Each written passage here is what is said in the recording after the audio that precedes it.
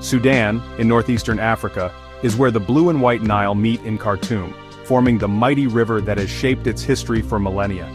The Nile provided water, fertile land, and a route for trade, making Sudan a cradle of ancient civilizations.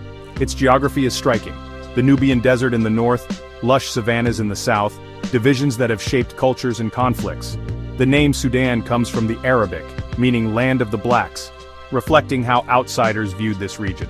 For centuries, Sudan was a bridge between North Africa and Sub-Saharan Africa, absorbing influences while maintaining unique traditions. Its history features powerful kingdoms, foreign conquests, and a long struggle for identity. The Kingdom of Kush, one of the world's oldest civilizations, flourished here. Sudan's story is also about the spread of Christianity and Islam, resistance to colonial rule, and the challenges of nation-building. Understanding Sudan's past reveals the roots of its present challenges and hopes for peace.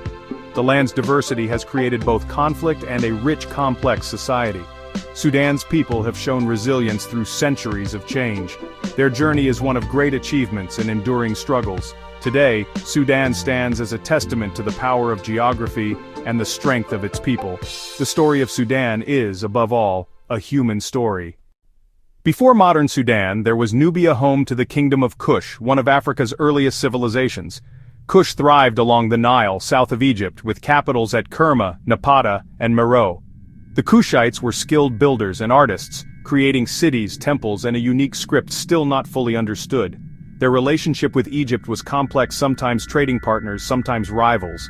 Egypt conquered Nubia at times, but Nubian culture remained distinct. In the 8th century BCE, Kushite kings from Napata conquered Egypt, ruling as the Black Pharaohs of the 25th dynasty. They saw themselves as restorers of Egyptian tradition, ruling an empire from Central Africa to the Mediterranean. Later, Meroe became the center of Kush, famous for iron production and its distinctive pyramids. Meroitic art and architecture blended Egyptian, Greek, Roman, and African styles. Environmental changes and the rise of Aksum led to Kush's decline by the 4th century CE. The legacy of Kush endures in Sudan's culture and monuments. Their story is a reminder of Africa's ancient power and innovation. The Kingdom of Kush shaped the region's identity for centuries. Its influence can still be seen along the Nile today. Sudan's ancient roots run deep in the land of Kush. After Kush, new Christian kingdoms, Nobatia, Makuria, and Alodia, rose in Nubia. Byzantine missionaries brought Christianity in the 6th century, and the faith flourished for nearly 1,000 years. These kingdoms built churches and monasteries, blending Byzantine and local styles. They resisted Arab invasions, negotiating the Bakht Treaty with Muslim Egypt, which ensured peace and trade. Over centuries, Arab traders and settlers gradually introduced Islam and Arabic language. The Christian kingdoms weakened and collapsed by the 15th century, paving the way for Islamic states. The Fung Sultanate and the Sultanate of Darfur emerged, blending Arab and African traditions. Islam became central to Sudanese identity, uniting diverse peoples. Islamic law and education shaped society, with religious scholars playing key roles. The spread of Islam was gradual, not a sudden conquest. Sudan's culture became a unique mix of African and Arab influences. The legacy of both faiths remains visible in Sudan's art, language, and traditions. The transition from Christianity to Islam defined Sudan's medieval era. This era set the stage for the country's future struggles and unity. In 1820, Egypt's Muhammad Ali Pasha invaded Sudan, seeking gold, slaves, and control of trade routes. The Funj Sultanate collapsed quickly, and Khartoum became the new capital under Turco-Egyptian rule. The conquerors imposed harsh taxes and a brutal administration, exploiting the land and people. Large-scale slave raids devastated southern regions, deepening divisions that would haunt Sudan's future. Corruption and cruelty fueled widespread resentment and unrest. Despite oppression, the Turco-Egyptian period unified Sudan under a centralized government for the first time. New borders and technologies were introduced, but mainly for the ruler's benefit. The suffering and exploitation set the stage for a massive uprising. The seeds of resistance were sown in this era of foreign domination. Sudanese identity began to form in opposition to outside rule. The legacy of this period shaped Sudan's modern boundaries and conflicts. The people's desire for freedom grew stronger. Soon, a revolution would change everything. By the 1880s, Sudanese anger at Turco-Egyptian rule erupted. Muhammad Ahmad declared himself the Mahdi, calling for a holy war to expel foreign rulers.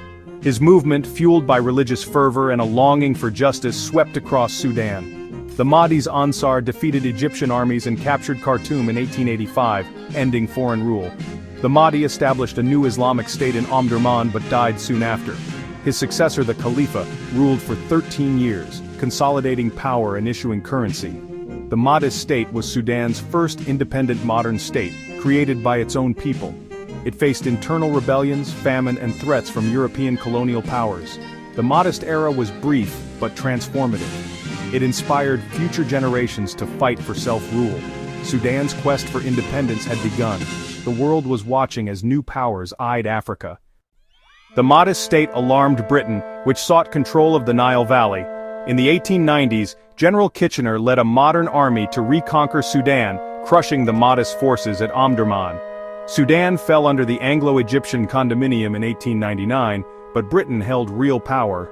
The British built railways and plantations, exploiting Sudan's resources for their empire.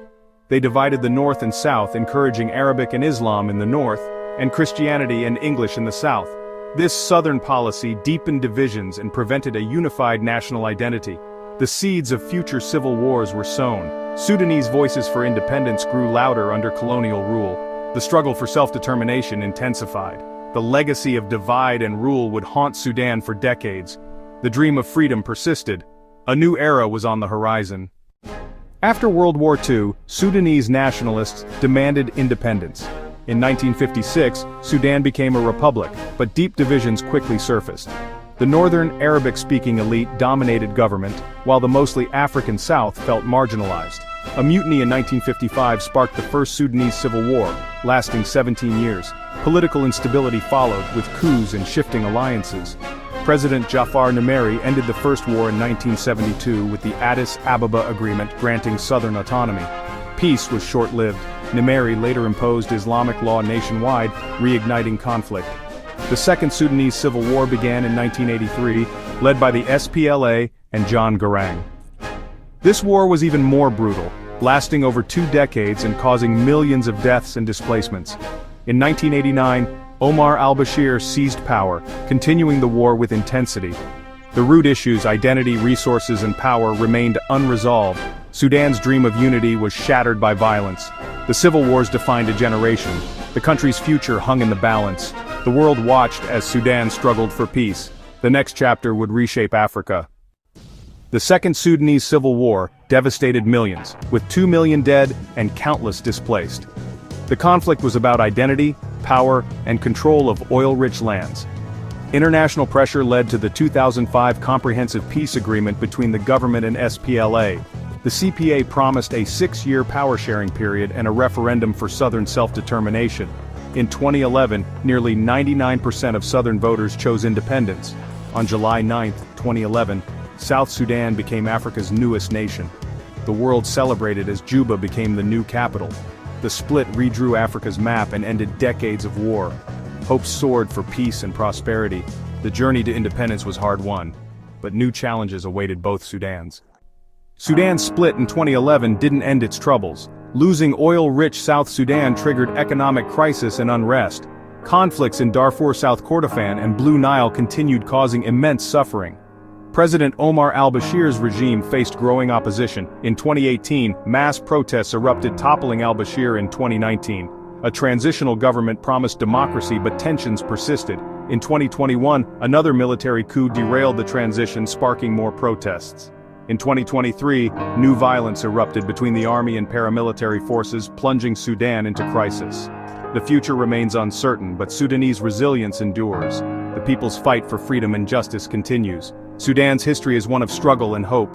The dream of a stable, democratic nation lives on. The world watches as Sudan's story unfolds.